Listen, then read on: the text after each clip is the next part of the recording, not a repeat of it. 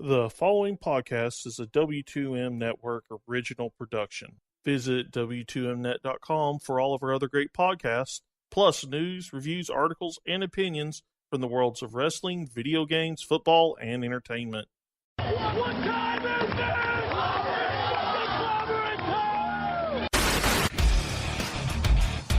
it? Ladies and gentlemen, the Undisputed Era has arrived.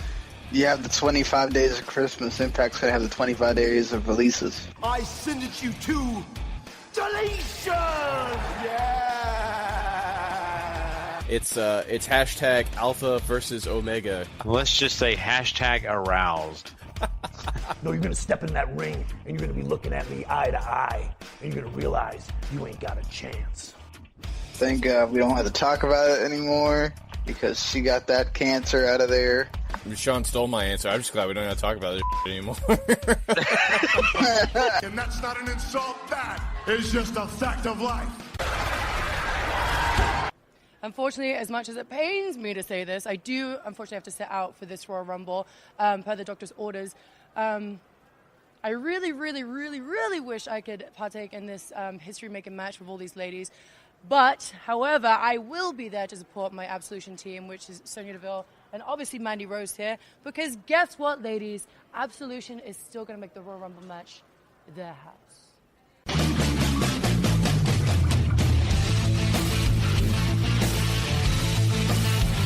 Ladies and gentlemen, wrestling to the mat.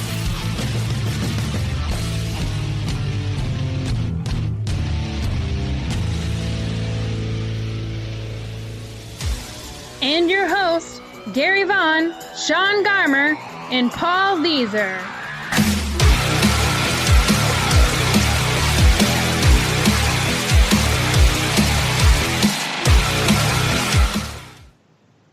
Ladies and gentlemen, welcome to Wrestling to the Max episode 282, part 1.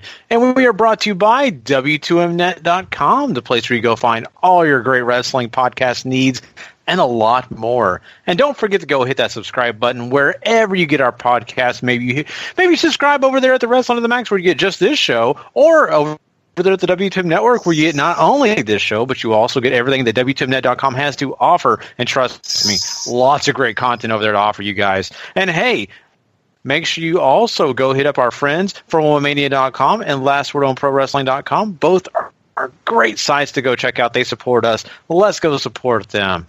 I am your host, Gary Vaughan, and along with me is Mr. Sean Garmer. What's up, everybody? And Mr. Paul Leazar. Heyo.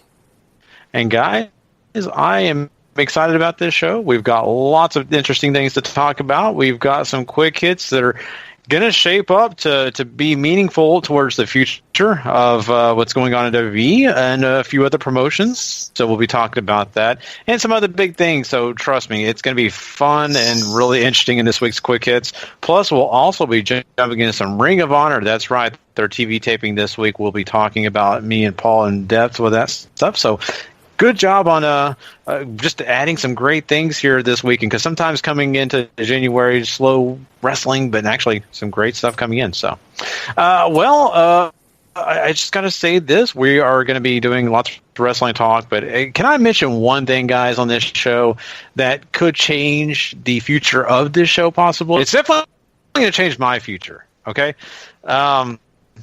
I just want to say this. Me and Miz have one thing in common. Can you guess it? You starred in a new straight-to-DVD movie. Close. Close. I went straight to the trash can. Close. Sean, what do me and Miz had this in common as of 2017, going into 2018? You're both gonna have kids. Yeah, or you have kids, and he is now gonna have a kid. Well, I'm gonna have a kid too. I'm gonna have another kid, man. Oh wow! Congratulations once again. Gary is giving us the news on the podcast. It's more organic that way than telling you guys off air, and you're just like, F that, Gary, talk about something else. So now you have to pretend to care. Well, we do care. Like we wouldn't have before. I'm kidding with you guys. I'm trying to make you guys the heels here. You see, I'm trying to make it like, no, I know you guys care. I'm just giving you a hard time. No, I've been waiting to give this news, and I've, been holding it off, and not a lot of people know. So, yeah. So, I mean, if anybody wants to send me anything, try to send me an IM on Facebook. Don't post it over my Facebook. My wife's great grandmother doesn't know yet, or her grandmother doesn't know yet. So, yeah. So anyway, but yeah, it's big news, I guess, in my world at least. I know it doesn't really match up with you guys, but it may affect me in the future because I could be sitting here doing a podcast and you hear wah. So, I just glad me and Miz have something in common, right? So, well, actually, we had two things in common. I was about to say my second guess was about to be you're going to be on a reality show. I wish that would be really cool. Could you imagine me and Amanda on a reality show? I could. Oh, God. It's a countdown to when Amanda would actually murder you. Yeah, exactly. See, the show gets transferred from, TLC, where the whole family's happy, to the ID channel, where I am. Not much mystery, I think. That would literally happen, folks. So, yeah. So anyway, well, I'm sorry. Like I said, we always talk about this all the time. This show is a lot of fun. We have to talk wrestling, of course, which is our main focus here. But I just, sometimes these life milestones happen. So, I just want to mention it right there, right now, that I am going to be. I'm going to have to go buy the Heath Slater shirt. I got kids because I don't just have one. Now I got two coming. So, hey, I'm going to register for that now. You should. Can you register for that WB Con T-shirts and stuff? I would think so. So I'll have to try that. I will have to try that. So, well, anyway, enough about me taking over this show. It's not the goal of it. I just wanted to mention that. And so you get the boy this time. That's what my family and I think Amanda's family is really rooting for. So. They didn't work out well last time. Let's see how it works out this time. You never know. What's cool about babies is they're like the Royal Rumble. They make run-ins, and until that clock actually goes down, you don't know. So we'll find out, though. We'll find out pretty soon here. It's not far from actually being able to go to the I know, right? I'm trying, guys. I'm trying to insert some wrestling here so the people don't click off like, pregnant talk. Click. So technically, you can also find out beforehand, too, Yeah, we are. That's the clock, though. I'm counting that clock because I don't know exactly when we're going to go and do that yet. So, who knows? But anyway, well, like I said, enough about me. Let's get into talking some wrestling news because there's lots of it. So let's jump into some quick hits now. It's time for wrestling news. Quick hits. I can see it now, Gary. Gary Vaughan starring in Dad 2 Electric Boogaloo. Oh yeah, I just that's gonna be a lot of fun just to film that. Just wrestling with Dad. Yes, yeah, wrestling with Dad. At least it wouldn't be the Mr. Nanny, right? Because that could be bad. It could be. We don't know. Yeah, I can't wait till Gary's doing the show and Amanda's like, "Gary, get your butt in here!"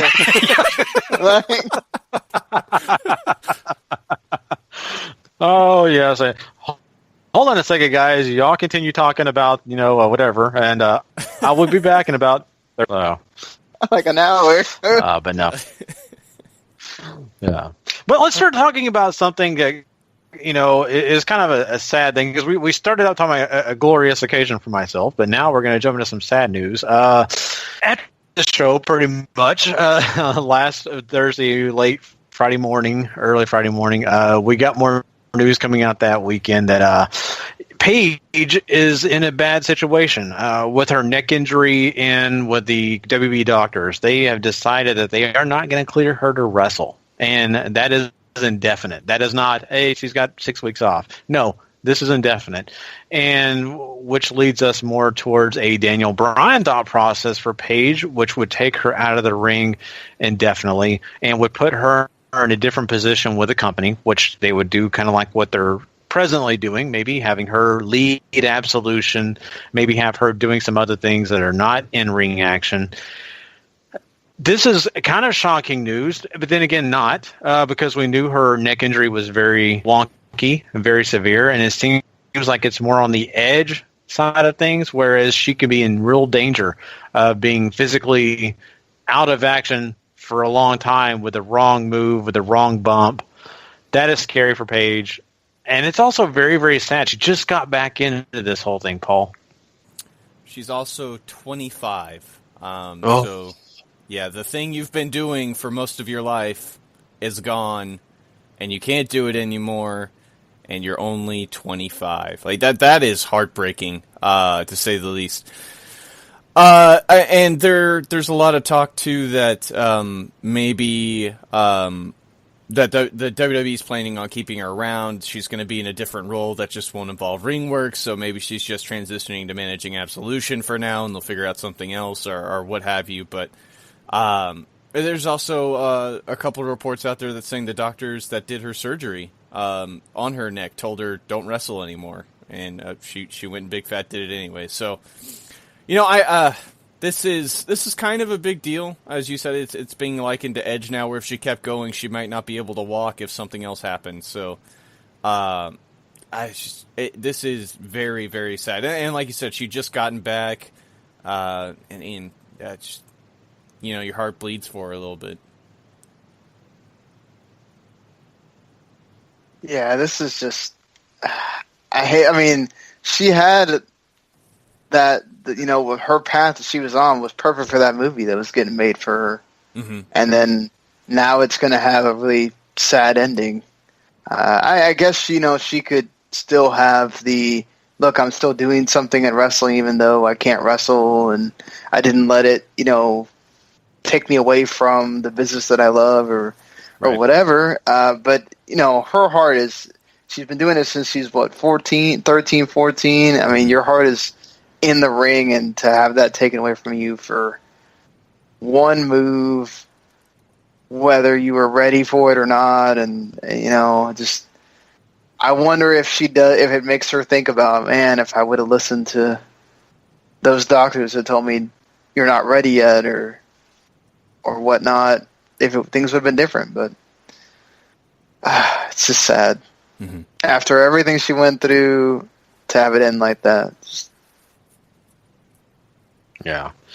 It's really, really sad to see, you know, someone like you guys had mentioned that, you know, is at this early age and has actually wrestled the majority of their life, has spent a lot of time investing their craft, investing into just their persona, everything that she's done. She's built herself up to this great point right now where she's on a major stage. She matters. People care about her. People care about what's going on with whatever she surrounds herself with. And then now this news, and it's just really, really sad. And, you know, I just really hope that they can find a way to continue using her and to make her still feel at home, still feel important. And I think they'll work at that. But as we've seen with Daniel Bryan, you know, has tried to feel like he's moved on. But I think what we've seen as of late, it's just not helping. None of this, as much as they try to make him feel at home, he still has that itch. And I fear for her because I know she, at a young age, at 25, is going to have probably an even more difficult time with this because of the fact that she is so young and she's going to have the energy. It's just, once again, one bad move, she could never walk again. And it's a really scary thing. And I don't know, when you guys heard this news, were you really shocked, or did you kind of say, oh, I kind of saw that coming? I don't know about you guys. I was kind of shocked, and then I started thinking about it, and I kind of realized, well, it was kind of right there.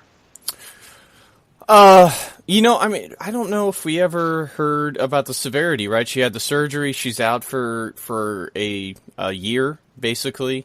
And then comes back and everything, like she got through training and everything so smoothly. I just assumed, you know, it was a non-issue. We've heard so many people get neck surgery in wrestling and come back and they're just fine. So, you know, who knows what went wrong in that kick that Sasha did to her at that house show that suddenly undid all that or anything like that. Or maybe it's the same way that they feel about Daniel Bryan now, is that WWE just doesn't want to be liable for that after a very, very scary moment of Paige not being able to move, temporary paralysis and all that. So, I would say I was more than a little shocked. At first, a lot of the reports that were coming out were sort of secondhand things, and I didn't really believe it until SI reported it, since they have, it's ESPN and that's all involved with WWE now. So, that was about as close to legitimate as you could get without WWE.com coming out and saying it.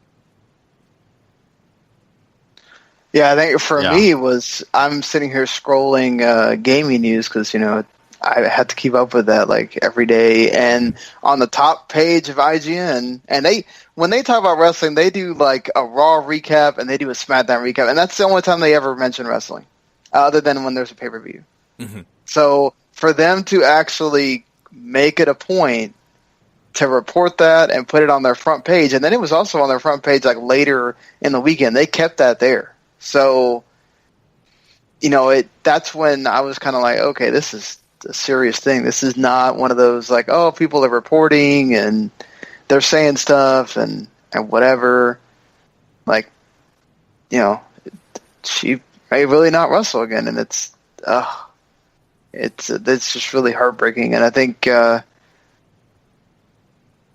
think also like I feel like Sasha's gotten some really unfair shots taken at her, because how many times do these accidents happen in wrestling and it's a kick, it's not like they went and did some ridiculous move that you could say, yeah, definitely don't do that, and they did it anyway or something like that. I think she got to count herself lucky. I think maybe Sasha, I'm not trying to take it for Sasha Banks. I have no really dog in the fight. I'm just saying sometimes these things happen to alarm us, let alone let us know something that's when it's too late. That kick may have alerted them that this is more severe than they once thought. Maybe it alerted them before she, let's say, it fell out of the ring or took a bad, bump from the second she rope. Could fall awkwardly in the Royal Rumble, right? Yeah. And that's it. Yeah, and never get up again. And isn't that what happened to like Ashley them? We didn't see her wrestle anymore after she took like a bad bump and a bout of oil, if I remember right. Like she freaking did like flips out of the ring and stuff. Like, it's crazy how just one thing can make it, the way you look at yourself the next day totally different. Yeah, and you may be right about Ashley Mazzaro, and I don't. Maybe for myself, I don't really remember. But what I do, think about is, there's a lot of these injuries that wrestlers have that they kind of just, get through, and some of these severe injuries we've seen people in the past, especially before this day and age, they wrestle on some really bad neck injuries, some really bad backs, and just terrible situations, and eventually, it caught up to them and found out way too late. And I think hopefully for Paige's sake, she's found out what she needed to find out early before she found herself in a bad situation down the line. So I really am curious where she goes from here. How are they going to keep her around? Because there's only so many GM spots to go around, guys. Let's be honest. Unless Stephanie fires Angle and then hires Paige to be the next GM, but that also mixes up with this whole absolution thing. How far can they take that? There's lots of question marks that kind of come up for myself thinking about what they would do with Paige without her being in the ring. Yeah, I suppose it would depend on how invested they are in absolution at this moment, but we just talked about this on Raw. Everything sort of gets put to the side when it comes to making history right now. So I don't know. It's hard to tell how invested you are anytime you can just, we'll drop that for this, so. Mm-hmm. And there hasn't been anything specific, so it's just a non-wrestling role. So, clearly WWE feels she has something else to offer besides, wrestling. And that could be the case. We like you said, we're talking about somebody who's been doing this since they were 13. Like, they clearly have a mind for the business already. Yeah. Maybe she could become the Balor Club statistician. I'm sorry, I can't talk. With Dana Brooks doing it, so why can't Paige? Right? So, too British. But anyway, yeah, maybe she could be a translator for somebody, like the British translator. So, for Jack Gallagher or something like that, right? That could be fun. Somebody whose accent is too thick. Yeah, just what he means is. So, but yeah, I mean, we all want Paige to have a good rest of her career and do really good things. So we're all hoping and wishing good things for her, and let's see where she goes down the line. Right now, someone else is dealing with an injury is Jason Jordan, and it is really unclear exactly the injury, but he missed some house shows this past weekend. He did not wrestle on this week's Raw. So there's something going on with him. It's something that's going to be hopefully not going to hinder him down further than just maybe a week or two, because the Royal Rumble is coming up and you have Raw 25 and all that. But yeah, I mean, he's kind of banged up, and I think that, for him being amongst some of the bigger storylines going, at least for the Raw brand, Paul, I wonder what's going on. Why they're really not revealing it? Yeah, it's nothing that's really being talked about, so I'm assuming it's something minor. Like maybe he popped a shoulder out and they just need to let it heal a little or something like that. But, it is something to take into account. It might explain why they did what they did on Raw this week as far as, him being involved in just basically talking and tripping people up and what have you. But it's something to keep an eye on. It's just, feels like every week now we're talking about somebody in WWE getting hurt. And maybe that happens when you have a roster of 2 billion people. Mm-hmm. Very true. Well, and then you're also wrestling a heck of a lot. It's true. Well, they're not. I think the casual fans may not think about that. They're not just wrestling on Raw and SmackDown and the pay-per-views. They're wrestling almost every night. And they might have like one off day now. I think they used to get 2, now they get 1. And it's like, I mean, that's a lot of time to be putting your body through that. I mean, yeah, a lot of sports teams, they go through that where they play 3 or 4 times a week. Mm-hmm. But, you get a lot of downtime in that too. And for the most part, in a lot of those sports, there's times where you're not going hard 24/7, and yeah, you're only doing one match and everything else. The rest of the time you're sitting there in the back. But yeah, I mean, that one match can be what hurts you, and then you're out for a certain amount of time. So. Mm-hmm. Yeah, you're right. And, I think we're focusing on Jason Jordan pretty much here for the fact that, like I said, he is a part, at least one of the bigger major storylines that Monday Night Raw has going on. And probably, if you would talk about overall in WWE, he's probably one of the top 4 storylines. And so that means something. And, nagging injuries tend to take effect, like you guys are talking about. But for this guy, there's going to be, some speculation on what's going on, why they're revealing it. But I think in the long run, if they're not specifying what it is, it's probably just something minor. They're just trying to get him healthy enough to get to the bigger points, like Royal Rumble, some of these other stuff leading forward. And so give him some time, like you mentioned. Let's talk about Bill Goldberg. That's right. The announcement, and of course, earlier in the day by ESPN, that Bill Goldberg is going to be the first entrant in this year's Hall of Fame class. That is something we talked about last week that could happen, and it is official, though, now. Saying that, I've got to say, I think this is a great addition to the Hall of Fame. I was a big Bill Goldberg fan growing up, honestly and truthfully.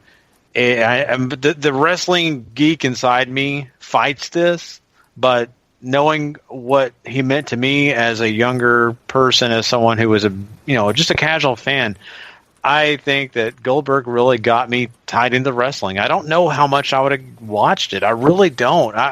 This is the same era that Stone Cold Steve Austin was going, but what grabbed my attention was Bill Goldberg. So that had to mean something. And I'm just super thrilled that he's gotten this opportunity, and he's going to be in this year's Hall of Fame. I mean, Sean, you've seen this guy, and you've kind of followed him as well. I mean, I don't know what your thoughts on it, but I think this is a cool announcement. Well, I mean, I don't think there's any doubt that just for what he did in WCW, not even counting like him being able to come back and actually have that short run that he had in WWE the second time. I mean, obviously he had the one the first time as well, but the dude is one of the few people that got over in that Attitude Era of WCW that wasn't the NWO. I mean, just for that by itself, and then he became a character.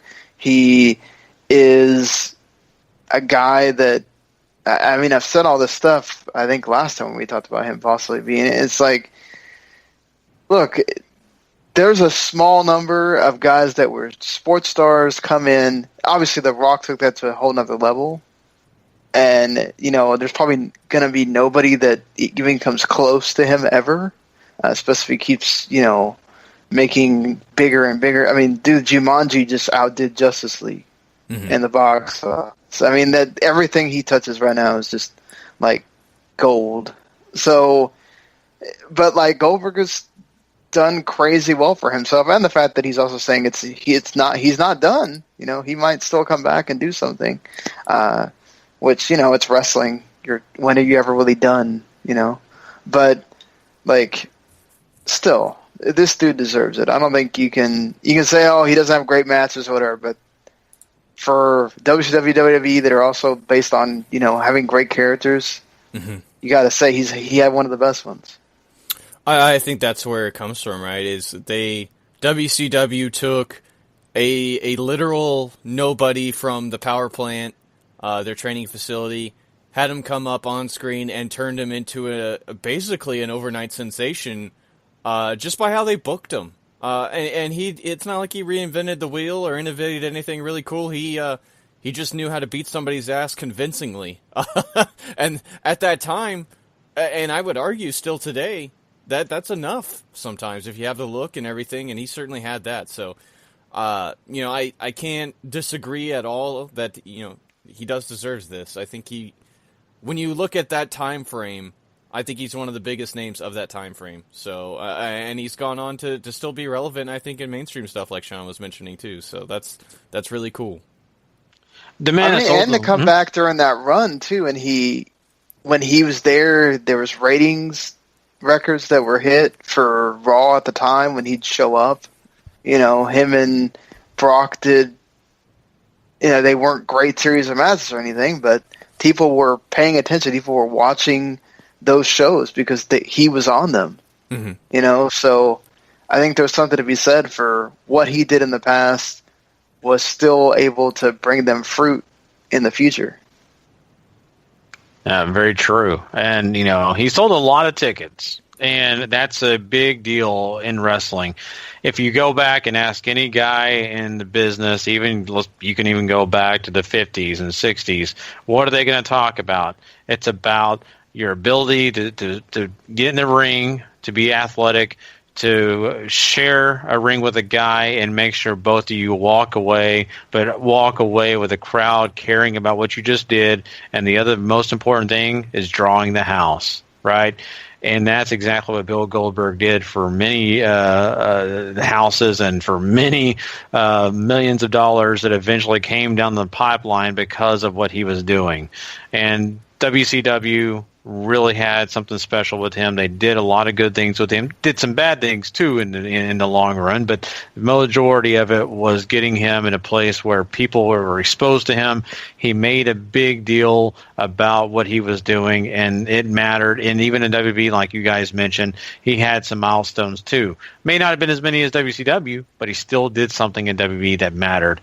And I really, have to also say the time period with this guy wrestled in, sure, now as we sit here and watch wrestling, we talk about athleticism, we talk about flippies, we talk about these miraculous moves we see now, but back then it was more of the brawler style, right? Stone Cold Steve Austin was doing their, like he jokes about, his 5 moves that he had. He would talk about him brawling and things like that. And I think same goes for Goldberg, but they were the 2 biggest names besides The Rock. at that time period. So there is a lot of credibility in what he did. And he may not have been, the best wrestler out there, may not have been the top 25, but he did something that mattered, and that was grab the crowd's attention, get money for a promotion that desperately was losing money. So I think there's a lot of good things coming out of what Bill Goldberg did in history for the business and for that time period. So for me personally, I will take away from me being a fan and say I think he deserves it without my fandom involved. So that's just my piece on it, though. There might be another future Hall of Famer out there. Mark Henry. Yeah, he's a guy that you could probably put in the Hall of Fame, probably not too far in the near future. He's been a big deal in WWE for a long, long time. And it is apparent that he is really considering being officially retired. And I think he pretty much is. But he is kind of more vocalized it in the last few months, I think, what they're saying here. And this is a guy that's been doing a lot of good work. He's been, helping out WB, and he's looking to become more of a full-time producer and really helping in that role rather than being in the ring at any point. So, I mean, looking at that, I think it's probably a wise decision here. This is interesting to me because you see WWE lifers get treated very well by the company, and that's what Mark Henry is. He's a WWE lifer, somebody who made a big scene, not only in the Olympics, but as just in the powerlifting realm in general, when Vince still was really into that sort of thing. And came in and maybe, he didn't need to be the best because he was big, and that's, what WWE and Vince likes, and he made himself one heck of a career from, and it was a long haul, but really worked himself all the way up to being a world heavyweight champion, a convincing world heavyweight champion too. So I have a lot of fond memories with Mark Henry, and some ones I'll probably never forget too that I maybe would like to. But the dude was great, and WWE lifers, like I said, they usually get treated so well, and it's interesting that they're not giving him something on screen, Yeah, maybe it's him also. Very true. Just saying, hey, I really am done this time, and they didn't feel like they needed to make it an on-air thing, or maybe he will have his time. Maybe he becomes one of the ones inducted in the Hall of Fame or something. Who knows? But for him to come back from like where he was in the doghouse for a while because he kept getting injured, and to get that big contract that he got, and then he comes and makes something of it eventually in a later stage of his career when you're thinking, oh, here's Mark Henry, he's been doing like nothing, and he comes out with that the Hall of Pain gimmick, and man, dude is showing that he's a beast now. Mm-hmm. He always has been, but it's like he turned he turned that volume up to 11, and he became, really world's strongest man, Mark Henry. And you're going like, wow, this is, man, I wonder if he'd been around earlier, what could have been for him, Mm-hmm. When you talk about Mark Henry, you just think of pure strength. You think about a guy that is intimidating. You think about all the great times that he has, given us when, all the things that he's done over his career. And I'm really happy for the guy. I think he, definitely deserves to step away. And I think as he steps away, he's hit so many milestones with so many markers that I think, there's really not a lot left for him to do anyway, right? And he's definitely put his stamp on the WB brand. I really, really feel that way. And I love the guy. He's a native Texan. He's one of those guys that, you just thought so much of. And, once again, good for him. I really feel like, everybody needs their time to step away, and even if it's not on air, even if it's not a public thing, like it might be just a personal thing. Even not like that, he's already done his speech. Let's be honest. You just cut out the John Cena part at the end of that whole thing, and you already have a speech, right? So. What a swerve! That was such a great moment. Oh, that was one of the best ever. Mm. Yeah, you said it, Gary. You think a lot of things: strength and power and hands. You think of hands. Mm-hmm. Mm-hmm. That's true. And now Braun Strowman's trying to take away that gimmick. That's true. You're going to get these hands. They going to get these hands. Yeah. Oh, man. Let's just hope for it. Yeah, I won't go down that path. I was going to say something else. Yeah, I better not do that. Probably best, because I saw where that was going. Yeah. I don't want the Me Too movement coming after me. So. Oh, God, let's not. Oh, boy. So, anyway, congratulations to Mark Henry if he officially is retired. Moving on, though, let's talk a little Pop TV, because I know that's the one thing we all love to talk about. And what's going on with Pop TV is the fact that they felt like there was a match on Impact Television that was a little too far, and that was the barbed wire match between OVE and LEX. And they felt like it was a little too violent, so they have decided not to air it. They are going to just use it on Twitch. So Impact Wrestling said Twitch is fine. It's got a lot of popularity, and we saw the House of Hardcore is successful on there. If Tommy Dreamer can do it, we can do it too. Gosh darn it! So they are putting that match on Twitch for everyone in the U.S. that wants to see the match, but you will not be seeing it on Impact Television. Sean, I mean, this must have been a pretty rough match. I have not seen it. I don't know what. Paul, do we even know when they're going to show it, or have they already put it out there? On Twitch, it has yet to be determined when it's going to show up, but I think it's supposed to be on this coming week's episode of Impact. I can't remember. I think so. That's the thing. I think it was supposed to be this week, so right. I would assume it'd be Thursday or Friday when they would put it on Twitch, is what I would think. Yeah, they haven't said yet. And if you're not watching via Pop TV, if you have the Wrestling Network or God, I can't remember what it's called now. The GWN?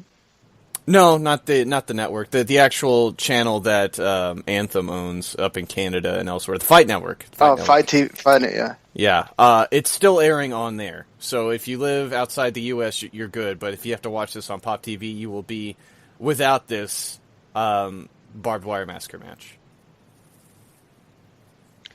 Oh, man, that sucks. But hey, Twitch gets it could turn into a big thing for them to be on Twitch and all that. So, I'm left wondering too if they didn't run this by Pop TV, or if Pop TV just doesn't care enough. They're like, yeah, you're on our network and that's great, and you can do whatever. And then suddenly they have this come across and they're like, wait, what? I mean, it's not like Pop TV just has a ton of stuff on their network. I agree. So, like, wouldn't you think they would have figured out that, hey, they're going this direction a little sooner, or just.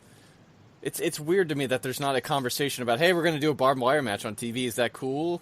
And that conversation had apparently not happened. they had.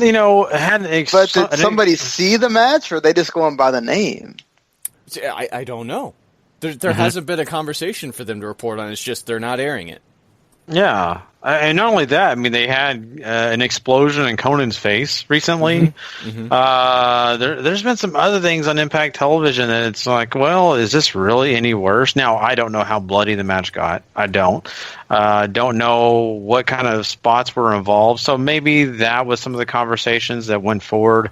Maybe they've, had someone watch it. I'm assuming that's got to be what happened. Someone had to have seen it to say, well, I don't know. Do we really want to show this barbed wire match and then play the movie as good as it gets right after?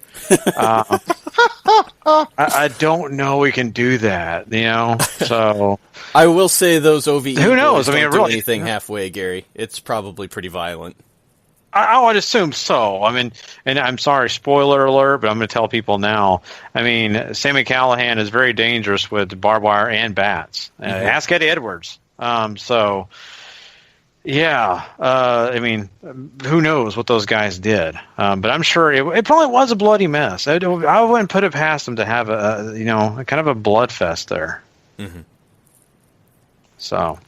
But yeah, Eddie, I mean, I know we didn't have this, and then maybe it is a spoiler, but I'm sorry. But Eddie Edwards is going to be out, I think, for a little bit, right? After that Sami Callihan accidental bat shot? Yeah, he apparently lost a lot of blood, was the main concern. So I don't know if he's going to miss time for it, because they taped so much this week. I don't know when the next time they're going to get together again, but I mean, he might be out for a little bit, but it was only just a pretty major head wound with a lot of blood loss. So, okay. I mean, if we're talking spoilers too, Gary, they're getting rid of the Grand Championship entirely now. Oh yes, I read that, and okay, so when I read that, it didn't meet the Alpha versus Omega excitement that I had because, I mean, I got a kid out of that one.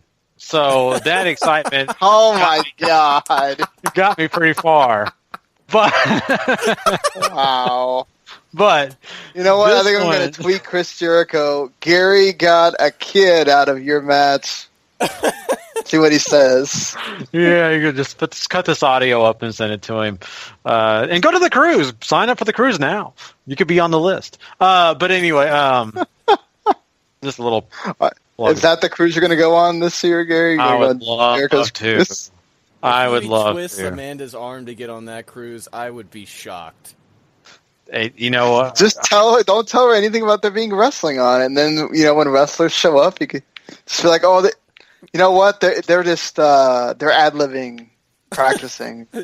Rock and wrestling is on the boat, dude. Like, she's like, "Why does it say wrestling?" Oh, it's this band called Rock and Wrestling. It's just these guys are a little funny. She walks on deck and like, there's a ring. Oh, that's a stage. Like, why are you having a panic attack? Because that's the Young Bucks over there. Anyway, and it's Jim Ross sitting by me. Anyway, yeah, she would not enjoy it at all, I'm sure. But yeah, but I am very, very happy that the Grand Championship is going to be gone. It makes me very happy, and we'll talk about some more of that, I'm sure, down the line. But yeah, right now, thrilled about that. I've had a lot of excitement. But yeah, I mean, once again, I mean, I look at this and say to myself, lots of different things are going down in Impact Wrestling. I think there's a lot of good things that they're trying to put in place, but it almost feels like they're still losing stuff as they come into this new era. And with this new whole situation going down with Impact, I mean, they're still losing guys. They're going to lose EC3, Lashley, and Chris Adonis. So those three officially are going to be gone, along with some of the other names we've already mentioned in the past. And those three names, well, at least two of them are big. The other ones, well, whatever. So, right. Laurel Van Ness also is officially done now as well. Lord knows. So like we said that like 5 times. Yeah, it's official now though. She's done. It's done. EC3 can sign wherever he wants. He doesn't have a non-compete or 90 days or anything like that. Lashley has to wait till February 1st. So no Lashley surprise in the Rumble or anything like that. Oh, could you imagine? Actually, no. I wonder how people would react to that, but I would imagine it might be much more mild than a lot of people would think, because who still watches Impact, Yeah. NXT might pop really loud for EC3, though. That is true. I would think EC3 showing up in NXT might be a big deal. I'm going to miss that music so much. I mean, he can't go back to being Derek Bateman anymore. Like, yeah. How would that go over?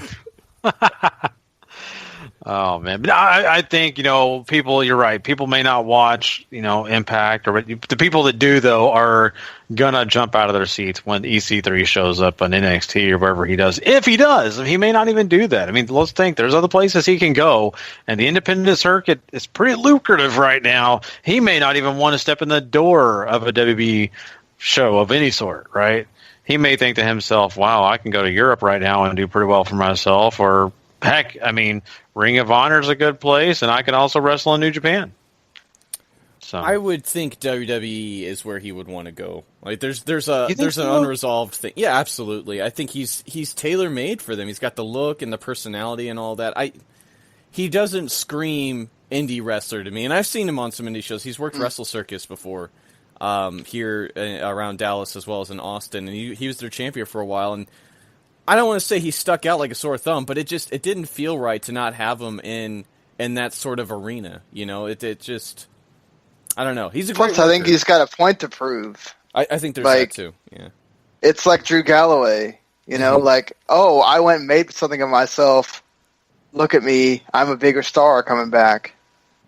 You know, I don't know that I just think, like, you know, and he stayed in that area, too, the whole time. So for NXT, I think that's going to be huge for them.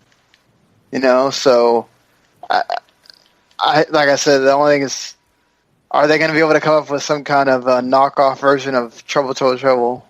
Then we're good.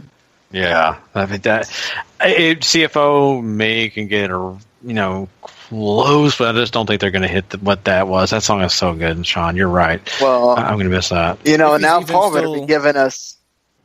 Good. Paul, you better be giving us some big scoops on NXT then. You know, since you'll be going with your close personal friend. About to get upgraded from limos to jet rides, baby. Yeah, yeah. Holla. Or both. He can even do the flare. Or maybe he gets his own bus. That'd be cool. Oh, that would be awesome. I could just see him hanging out on there with the Street Profits. I'm just getting out. Yeah. Oh, that'd be beautiful. So he could actually, you can actually find out what's in that cup, Paul, the Street Profits have, because I'm sure EC. I'm sure it's just empty, but I'd like to think there's something in there. Oh man, but yeah, I mean, EC3, whatever he does, I'm really excited. I just hope he, makes a big splash whatever he does. And I think you guys are probably more right. WWE is a perfect fit for him. He does match up.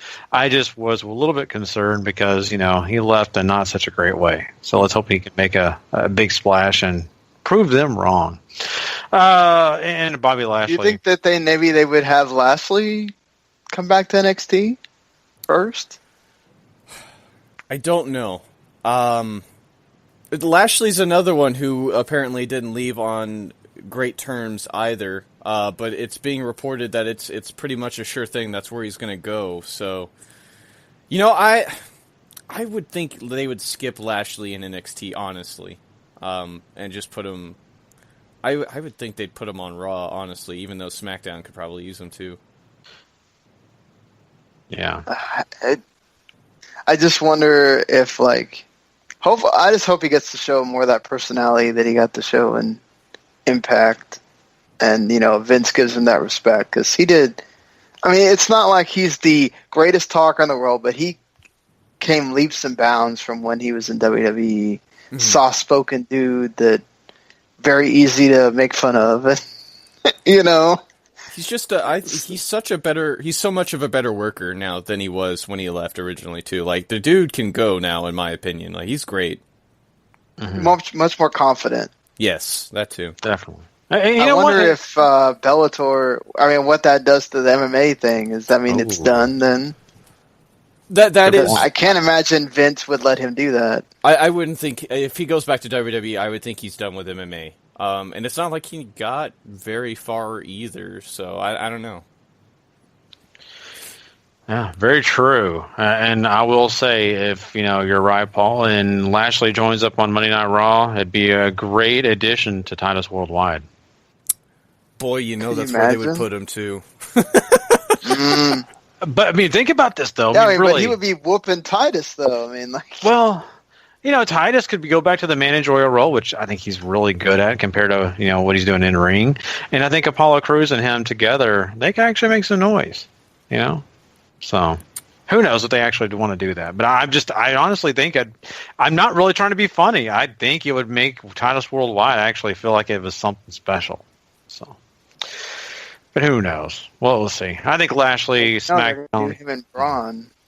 Yeah, see, that's okay, but that's what worries me about putting him on Raw.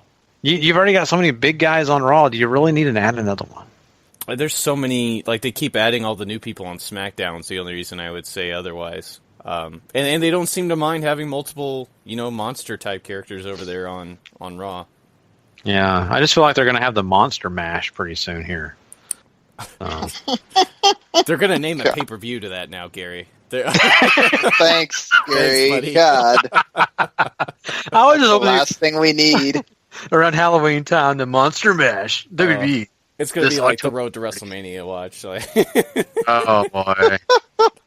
I'm just begging for Yeah, I'm just begging for Halloween Havoc to come back, so I'm just trying to throw out bad names. That way they're like, the only thing left is Halloween Havoc. Let's use that. So. I feel like they would have done that already if they were going to. They made great balls of fire, Gary. Like, there's... Let's not pretend. I mean, we don't that's bad why names. you're not. That's why you're not wrong. They could do the Monster Mash. I mean, they could. Mm-hmm. That's true. Another old song to bring out. Yeah, that's right. They did Great Balls of Fire, and the Monster Mash would be next. I just know Great Balls of Fire. That was a perfect idea because it was something you could have had sponsored by a pharmaceutical company, but they didn't do that, so no money for them. Let's talk about something else. Let's talk about, because trust me, these bad pay-per-view names. Let's talk about Jazzy Gabbert. We just recently talked about her. We talked about the fact that she has an injury that kind of decided to be there when she was just going to sign with WWE, and that neck injury, was it neck injury or back injury? I couldn't remember now. Neck injury, I thought so. I was making sure I wasn't copying from Paige. But the neck injury was severe, and so they had to take her into surgery. And the good news is she was successful with her surgery. She looks like, she is going to be able to heal up and all that. So we'll have to see going forward where her career goes. But that's awesome to hear. I'm really happy because it was really sad news to hear that WB was not going to sign her based on what was going on with her neck. Right. So like you said, it's great news for her. This is, first hurdle basically done with, right? Because we talked about this type of surgery may keep her from wrestling again too. So got to get back and see whether that's going to be true or not. But I mean, as far as her health goes, it went well. So that's great. Yeah, I mean, like that's the important part, right? Is to let's get this over with. Let's get the rehab gone. And WWE is all about second chances and everything. And she made a great first impression, so I don't think she has to worry about them not signing her as long as she comes back and she shows that she's good and healthy and all that. Right. And that you're not going to run into another Paige thing, but of course that you can't really – that's almost like guesswork, basically. Yeah. It really is. And, once again, it's so nice to hear these kind of stories. And I mentioned this the last time we talked about Jazzy, but I think this is a perfect 24 episode. If they ever decide that they will bring her back and she has some success in the company, just that you can't ask for any kind of a better of a story, right? So that'd be a great episode of that 24 for WB Network. So, but yeah, I guess, go ahead. Real quick, before we get out of here, this is kind of breaking, and I wish the source was better, but PW Stream is reporting, and this is sort of getting picked up by Sportskeeda now, that Ronda Rousey has officially signed with WWE. Oh, wow. Well, looks like WrestleMania. Yeah, it looks like they had dinner earlier in the week. There was a blog up on ESPN that said that WWE and her were in conversations, so this might have legs. As far as being legit, but heavy rumor, but the deal is apparently done. Well, it kind of seemed inevitable, Mm-hmm. I'm really not like WWE always has a way to like sort of ruin their first, right? She's going to show up at the Royal Rumble to win the thing, and like you're gonna give so much to the part-time wrestler. Just I don't know. I just hope that one of the ones that are there most of the time eventually benefit. And if it winds up something like Brock, where she loses just as much as she wins, or something, you make someone out of it, then that's fine. But I hope it just doesn't wind up being a total negative, Mm-hmm. We had sort of talked about this before, that she apparently has a movie that she's filming that might go over the Royal Rumble, so she wouldn't be able to do that. And I don't know how far she is in her wrestling training and all that either, so I don't know if the Rumble is on the radar for them right now. I think it's just WrestleMania. But it's not like she has to do a whole lot in the Rumble either. That's true. I wouldn't think, if she's not ready, I wouldn't think they would want to push that. I mean, because she's not as, a big a star as she was 2 years ago, before Holly Holm fixed that. Yeah. What's interesting is they could go about it many ways. One is the Rumble, one is not the Rumble, and go on it a little later. I've also heard rumors that Stephanie could be joining in on the Rumble action. So, let's say working out a lot.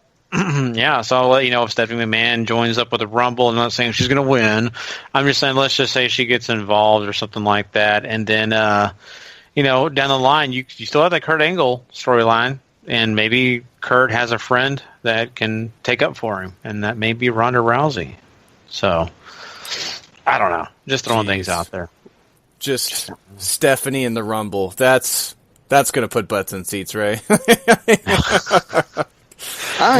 She'll get comeuppance finally, you'd think. I don't bet on anything with comeuppance when it comes to Stephanie McMahon. Oh boy. Yeah. So who really knows? This is all speculation, but Ronda Rousey actually signing on the dotted line, if this is true, once again, this is not from the best source we could find, but if this is true, that means that WrestleMania, you better go ahead and mark it down. Ronda Rousey's involved. Mm-hmm. And so it's something that they do every year, right? They try to find a celebrity of some sort to put in something, and at least it's someone that I think would be in the ring and at least provide something that would make people want to watch that WrestleMania, other than all the other things that they're going to have there. You're going to want the casual fan to pop in. That's one way to do it. So, well, that pretty much ends our quick hits for this episode. We'll be getting some more of this week's news coming up on our Friday morning show, so don't miss that. But now we are going to move on with the rest of our show, and me and Paul are going to sit down and talk some Ring of Honor.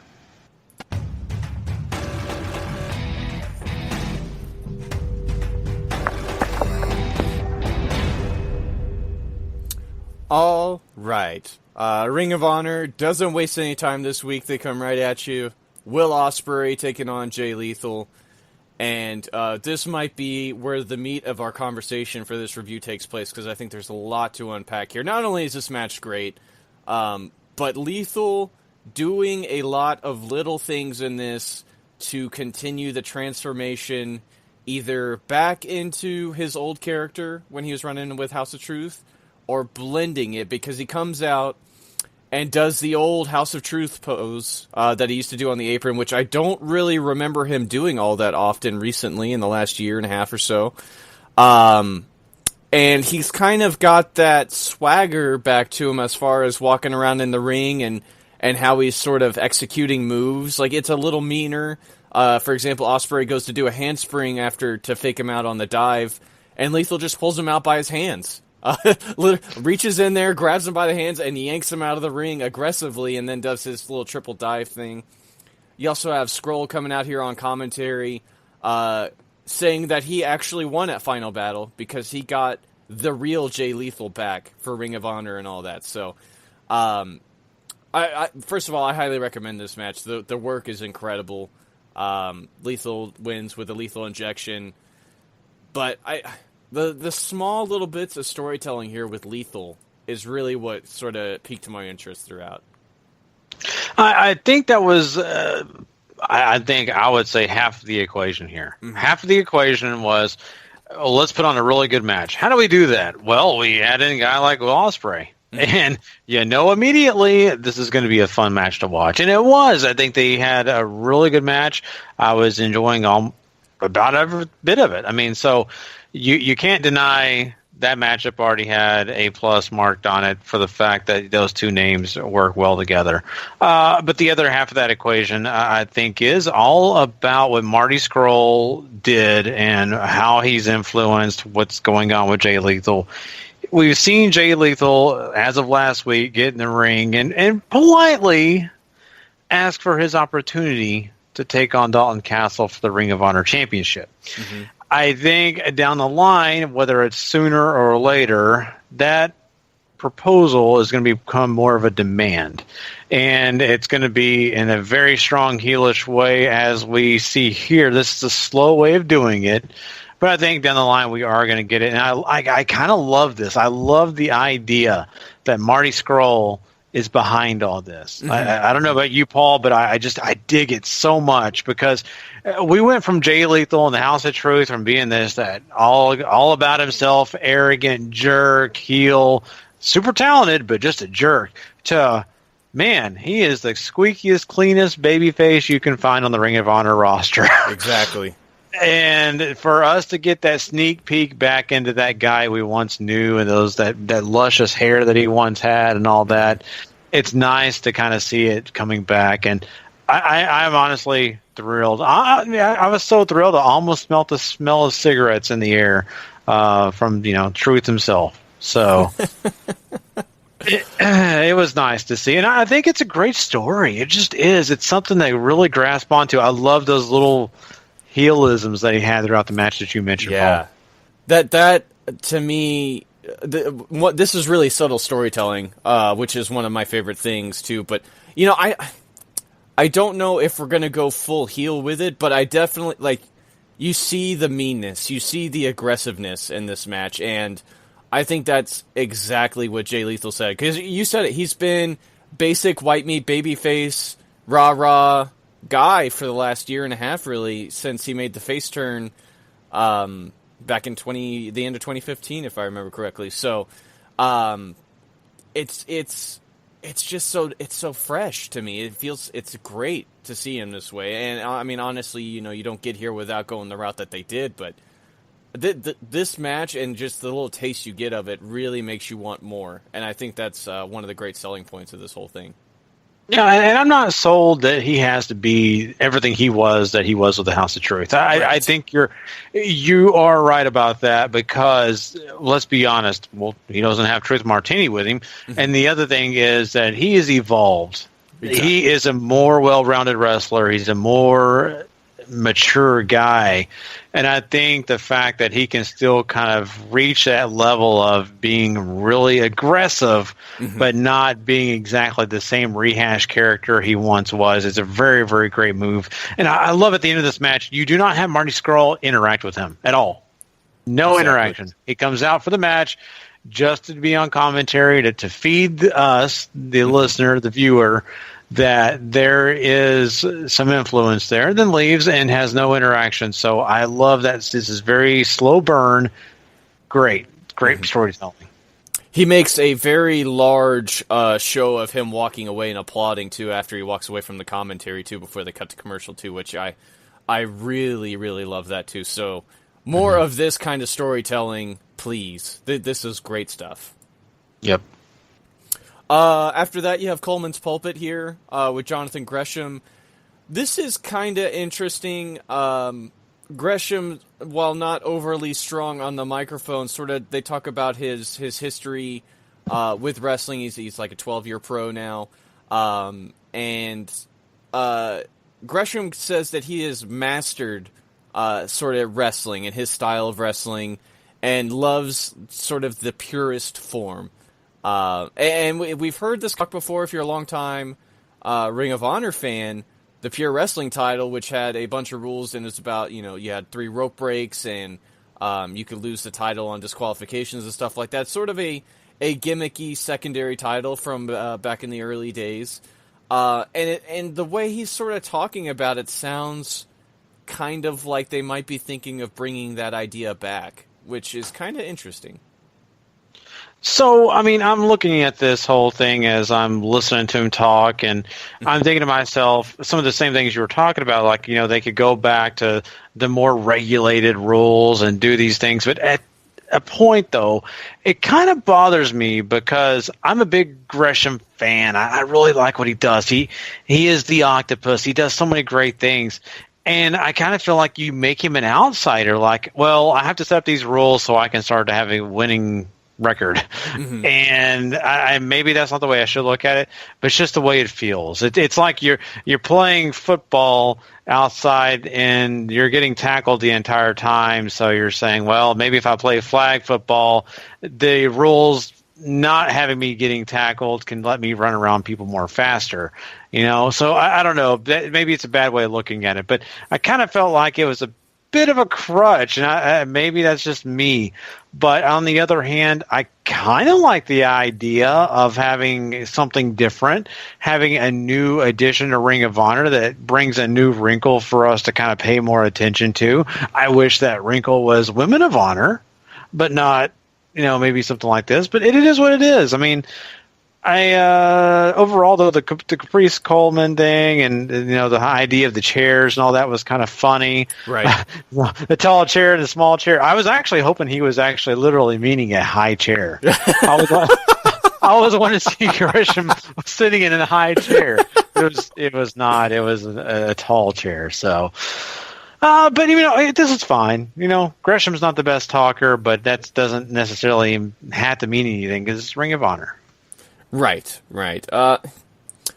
I see what you're saying, because it does sort of, you're already kind of pigeonholing Gresham into saying he can't get it done normally, but he has this different style, let's accentuate that, let's make that the center point and make a whole thing around that, which is, I think, the interesting part. You are saying he can't necessarily go with everybody else, but you're saying that he has a certain style that has an appeal that maybe other people would like, so... I don't know. There are certainly a lot of guys out there that the Ring of Honor could go get, and certainly a lot of guys they already have who I think could gel well in this sort of environment if this is the way they're going to go. But do they really need another title floating around if this is what it's going to lead to, or is it just going to be a gimmick for Gresham? I think that's the big question. Yeah, exactly. I mean, Caprice Coleman said it himself. Let's be honest. What are you going to call it? Gresham's Rules? Right. I mean, the Gresham title. Yeah. Can you out octopus the octopus? Right. I mean, I don't know. I just have a bad feeling about it. Maybe they're going to prove me wrong. I hope they do. Mm-hmm. But once again, I think he is such a great talent. He deserves to be in the ring with all of these guys. Let's not make him feel like an outsider. I mean, come on. Yeah, like if this leads to sort of like a Master Lock Challenge sort of deal where it's basically a gimmick to help get him over, I think that's fine. If we start pigeonholing him and creating a division out of this, maybe not so fine. Maybe not so fine. After that, we cut back to the ring. Kenny King takes on Brian Malonis. Kenny sort of dominates the opening part. Brian Malonis, of course, gets his part in. He's in last year's Top Prospect tournament. Really funny moment too is Kenny does his dive and then runs into the aisleway to take a selfie with a lady who is just woefully unprepared. And Kenny's like, I gotta get back over there, hurry, and she can't. I'm just, I find it so funny. Kenny does eventually win with a twisting blockbuster. Yeah, I mean, this is an interesting match because I'll be honest with you, I didn't see this coming. I really felt like Kenny King, he's going to get in the ring with somebody. It's probably going to be someone he's going to squash pretty fast. That way they can move on to the Silas Young thing. Right. And what they did here, and I'll let you talk about it and bring it up, but after they did the end sequence there, now I get it. But at first I was like, why are they having him go against such a big guy? And what's this about? Is this just to prove that Kenny King is a big talent? And it did. Honestly, it really did show that he's a big talent. He matters. And they're just not having him there just for no reason at that point of being television champion. So I appreciate that point. Malonis, that's how you pronounce his name, right? Malonis? Yeah, Brian Malonis, yeah. Okay, so make sure it wasn't Maloney. I don't know why I keep wanting to say Maloney. I don't know. But Malonis is really kind of fun to watch. I'll be honest with you. I enjoy him. I know he's kind of coming from the young prospect thing, but I think he's a great talent for, what he's doing in this short time, and kind of reminds me of Bam Bam Bigelow a little bit. I kind of like him. So I think, match-wise, it was fun. You're right. The picture thing was great. From what I'm hearing from a lot of wrestlers, that happens all the time, though. No one's ever ready to take a picture, even though they want to take a picture. Yeah.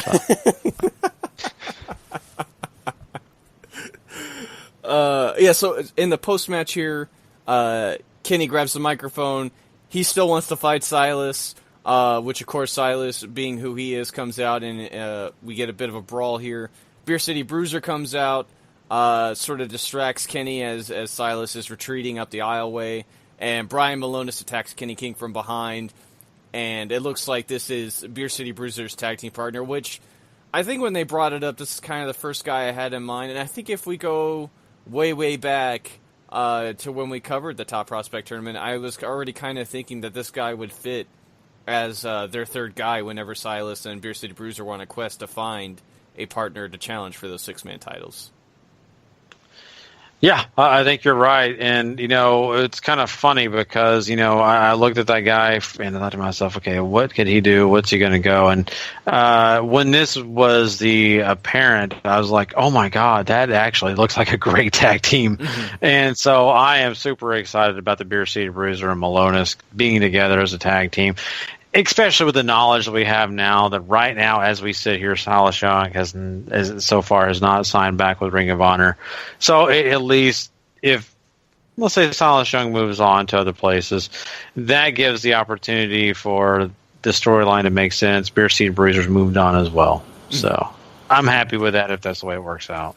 Yeah, I agree. And like I said, just because he's working on that contract doesn't mean he's leaving. It just means he's no longer exclusive to Ring of Honor is usually what that means. So that's true. And I want Silas to stay with or without that exclusivity.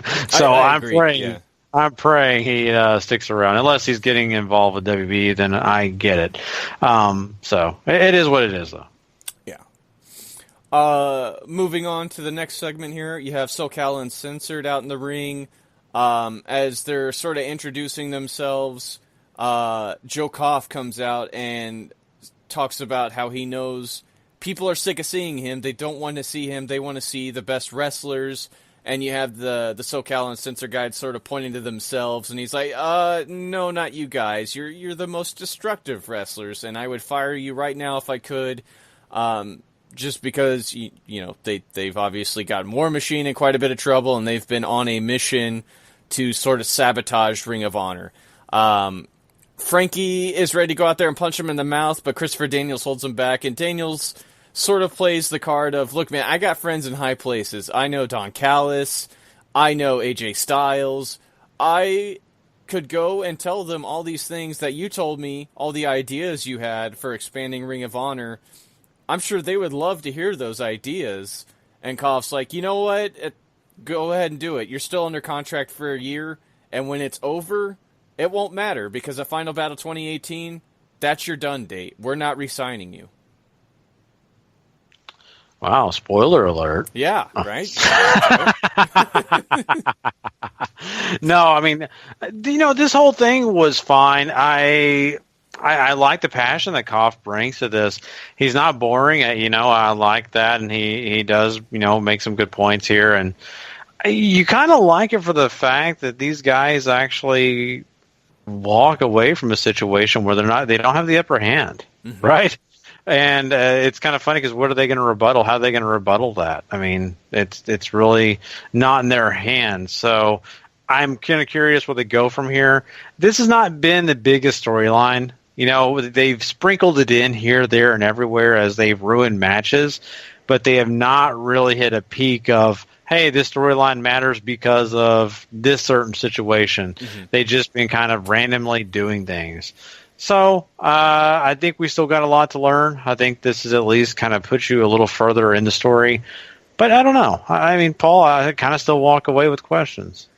This really, really intrigued me for a lot of different reasons. One, we already know the end goal, right? Making it the Final Battle and not, re-signing the Addiction and seemingly Scorpio Sky now, too.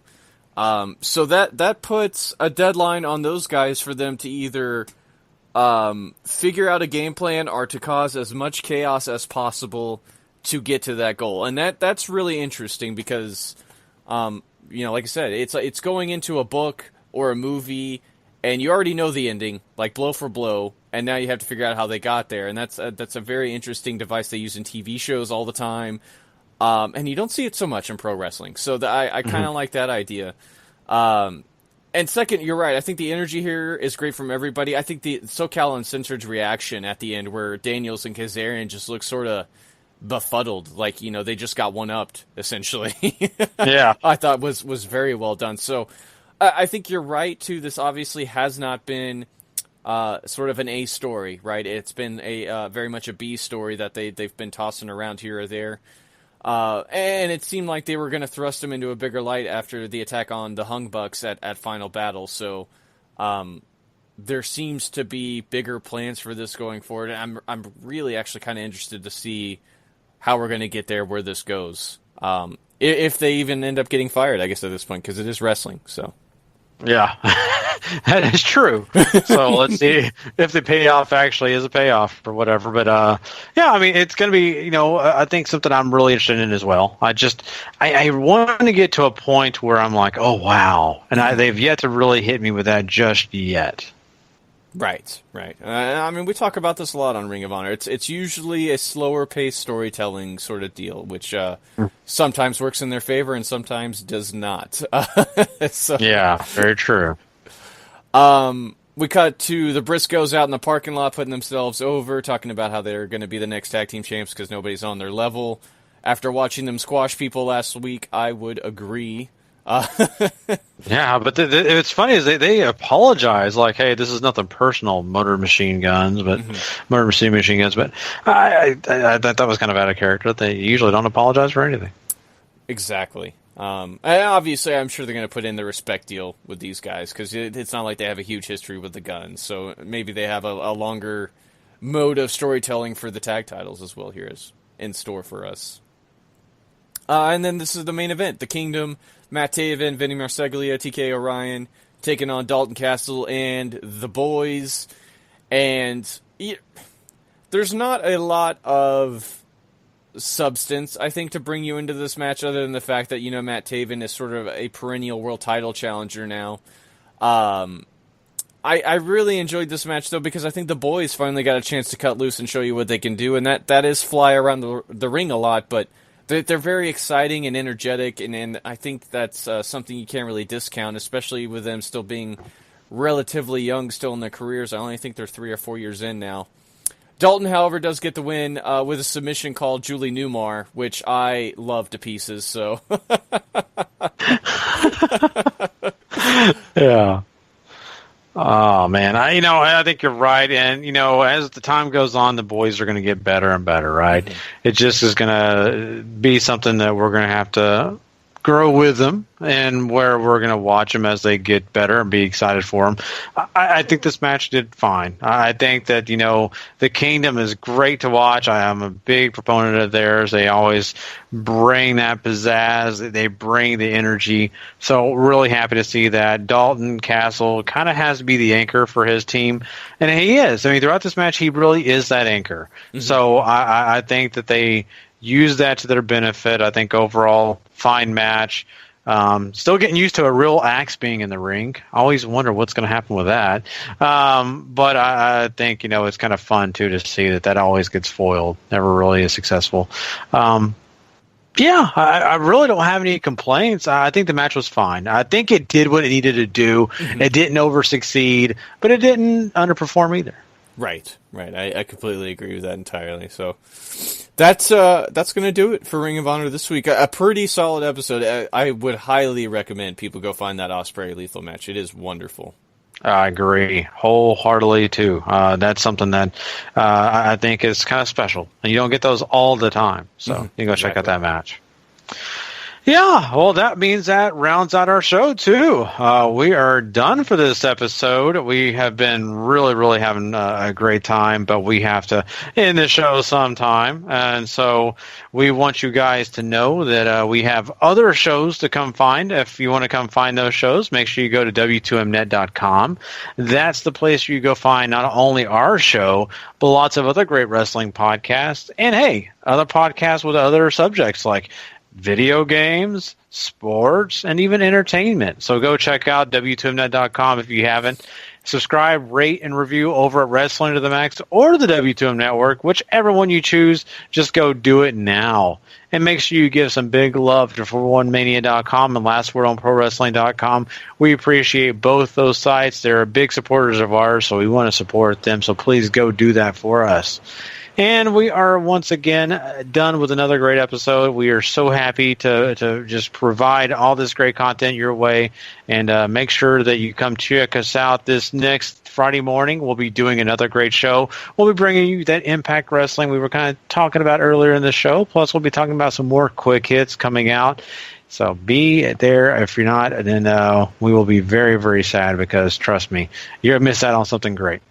For myself and for Sean and Paul, we will catch you guys down the road. Until next time. If you're not living life to the max, not living life at all. You know it. Hey.